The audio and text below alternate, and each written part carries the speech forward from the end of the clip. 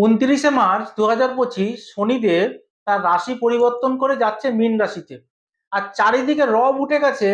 সাড়ে সাতি শুরু হয়ে যাচ্ছে মেষ রাশির, ধাইয়া শুরু হচ্ছে আপনার সিংহ রাশির, আর ধাইয়া শুরু হচ্ছে ধনু রাশির। প্রচুর প্রচুর মানুষ ফোন করছে, দাদা কি হবে, শনির প্রভাবে কি জীবন ছারখার হয়ে যাবে। প্রচুর প্রচুর পরিমাণে ফোন আসছে। একটা কথা পরিষ্কার বলছি, ভয় দেখাচ্ছি না বা ভয় দেখানোর জন্য আমি অ্যাস্ট্রোলজি করি না। শনির সাড়ে সাতি বা ধাইয়া চলাকালীন আপনার সাথে খারাপ হবে না ভালো হবে এটা পরের কথা।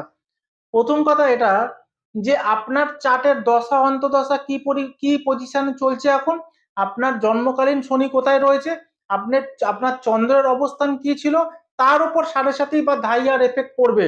তাই অহেতুক ভয় পাবেন না, অহেতুক সোশ্যাল মিডিয়ায় যারা ভয় দেখাচ্ছে তাদের চক্রান্তে পাও দেবেন না। এমন পরিস্থিতি হতে কাউর হবে না যে জীবনে তছনছ হয়ে যাবে, ছারখার হয়ে যাবে। অধিকাংশ মানুষ কিন্তু এই সাড়ে সাতি বা ধাইয়া নিয়ে মানুষকে ভয় দেখাচ্ছে, বিভ্রান্তি করছে।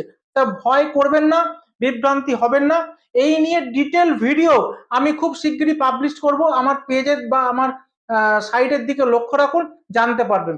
আর সবার আমি আপনাদের এইটুকুনি আশ্বাস করতে পারি, সাড়ে সাতি চলাকালীন মানুষ গরিব থেকে রাজাও হয়।